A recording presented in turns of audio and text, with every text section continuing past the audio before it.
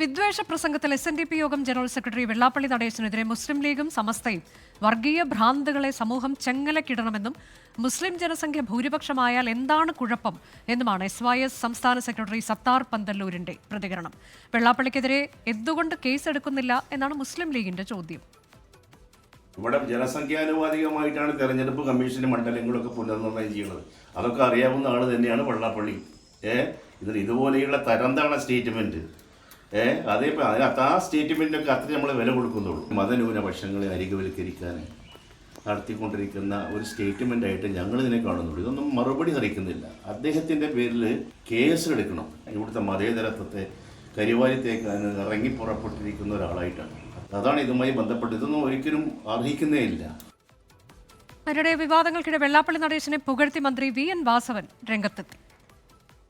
56 വയസ്സിന് ശേഷം പൊതുരംഗത്തേക്ക് കടന്നു വന്ന് അദ്ദേഹം ഇന്ന് 30 വർഷക്കാലം പിന്നിടുമ്പോൾ യഥാർത്ഥത്തിൽ വിശ്രമ ജീവിതം അനുഭവിക്കേണ്ട കാലഘട്ടത്തിൽ ഊർജ്ജസ്വലനായി ഒരു നാട്ടിൽ ചരിത്രം സൃഷ്ടിക്കുന്ന രൂപത്തിലേക്ക് അദ്ദേഹം ഈ പദവിയൊക്കെ എത്തിച്ചു എന്നുള്ളതാണ് ആയിരിക്കും.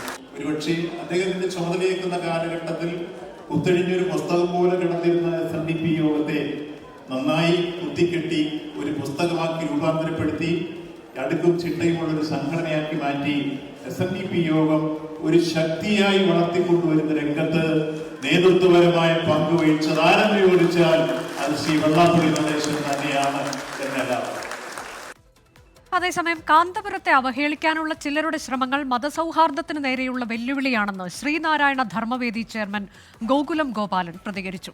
വെള്ളാപ്പള്ളിയുടെ പരാമർശത്തിൽ പരിശോധിച്ച ശേഷം മറുപടി നൽകാമെന്നാണ് മന്ത്രി PA മുഹമ്മദ് റിയാസിന്റെ പ്രതികരണം. ആ പ്രതികരണങ്ങളിലേക്ക് കൂടി നോക്കട്ടെ, ഞാൻ എന്താന്ന് കൂടുതൽ മനസ്സിലാക്കട്ടെ. ഞാൻ പറഞ്ഞല്ലേ, അതിൽ പറഞ്ഞല്ലേ.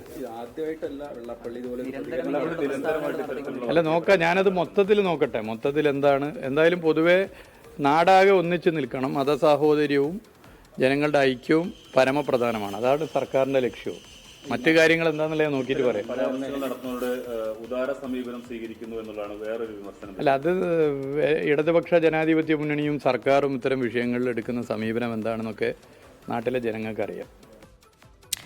ദീപക് ധർമ്മടം വിശദാംശങ്ങളുമായി. ദീപക്, തുടർച്ചയായി വെള്ളാപ്പള്ളി നടേശന്റെ ഭാഗത്തു നിന്ന് ഇത്തരത്തിൽ വിവാദ പരാമർശം, വർഗീയ പരാമർശം ഉണ്ടാവുകയാണ്.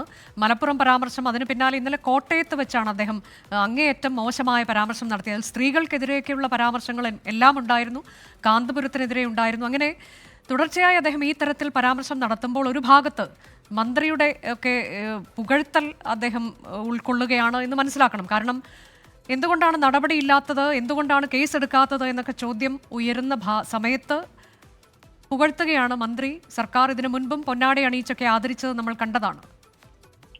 അനുജ പറഞ്ഞത് തന്നെയാണ് ഇതിലെ കാര്യം. കാരണം തുടർച്ചയായി വിദ്വേഷ പരാമർശങ്ങൾ, മതവികാരങ്ങളെ വ്രണപ്പെടുത്തുന്ന നിരവധി പ്രസംഗങ്ങൾ അദ്ദേഹത്തിന്റെ ഭാഗത്തു നിന്നും ഉണ്ടാകുന്നു. അത്തരമൊരു സാഹചര്യത്തിലാണ് വെള്ളാപ്പള്ളിക്കെതിരെ ഇന്ന് പരസ്യമായി SYSന്റെ ജനറൽ സെക്രട്ടറി, അതുപോലെ വിവിധ മുസ്ലിം സംഘടനകൾ, മുസ്ലിം ലീഗ് ഉൾപ്പെടെയുള്ളവർ രംഗത്തെത്തുന്നത്. കാരണം ഇത്തരം മുസ്ലിം വിരുദ്ധ പരാമർശങ്ങൾ നാടിന്റെ സമാധാനത്തെ, നാടിന്റെ മതേതരത്വത്തെ തകർക്കും എന്നുള്ളത് തന്നെയാണ് പൊതുവിൽ വിലയിരുത്തപ്പെടുന്നത്. അതിന്റെ അടിസ്ഥാനത്തിലാണ് ഇത്തരം പരാമർശങ്ങൾക്ക് എതിരായ ശബ്ദം ഉയർന്നത്. പ്രത്യേകിച്ചും കാന്തപുരം AP അബൂബക്കർ മുസ്ലിയാർ നിമിഷപ്രിയയുടെ കാര്യത്തിൽ ചെയ്ത നിലപാട്, ആ നിലപാട് പൊതുവിൽ സ്വീകാര്യത കിട്ടുന്ന സമയത്ത് അദ്ദേഹത്തിന് നേരെ നടക്കുന്ന ആക്രമണം, മറ്റൊന്ന് അനുജ പറഞ്ഞതുപോലെ ഏറ്റവും സ്ത്രീവിരുദ്ധമായ പരാമർശങ്ങൾ ഉൾപ്പെടെ മത വികാരങ്ങളെ വ്രണപ്പെടുത്തുന്ന പരാമർശങ്ങൾ വരുന്നു. ഇത്തരമൊരു സാഹചര്യത്തിൽ അദ്ദേഹത്തിനെതിരെ കേസെടുക്കണമെന്ന ആവശ്യം പൊതുവിൽ ശക്തമായ ആവശ്യം ഉയരുകയാണ്. പക്ഷേ എന്നാൽ അതേ സമയത്ത് കോട്ടയത്ത് VM വാസവന്റെ പ്രസംഗത്തിൽ അദ്ദേഹത്തെ പുകഴ്ത്തുന്നുണ്ട്. പക്ഷേ അത് രണ്ട് സാഹചര്യമാണ്.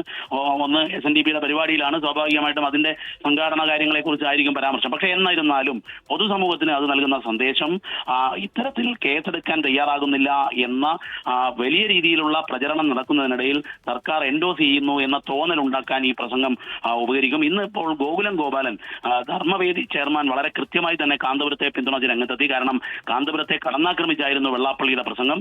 കാന്തപുരം പറയുന്നത് പോലെ കേരള സർക്കാർ ഭരിക്കുന്നു എന്നുള്ളത് പറഞ്ഞപ്പോൾ കാന്തപുരത്തിന് എതിരായ പ്രചരണങ്ങൾ അത് മതവികാരത്തെ, മതേതരത്വത്തെ വ്രണപ്പെടുത്താൻ വേണ്ടിയാണ് എന്നാണ് ഗോകുലം ഗോപാലൻ രംഗത്തെത്തിയത്. അതോടുകൂടി ഇപ്പോൾ ഈ ശ്രീനാരായണീയർക്കിടയിൽ തന്നെ വെള്ളാപ്പള്ളിക്കെതിരെ, കാന്തപുരത്തിനെതിരായ നിലപാടിൽ ഒരു പ്രതിഷേധം ഉയരുന്നു എന്നുള്ളതാണ് ഇപ്പോൾ ഗോകുലം ഗോപാലന്റെ പ്രസ്താവനയിലൂടെ വന്നിരിക്കുന്നത്. അനുജ, അതാണ് തുടർച്ചയായി വിദ്വേഷ പരാമർശം നടത്തിക്കൊണ്ടിരിക്കുകയാണ് വെള്ളാപ്പള്ളി നടേശൻ.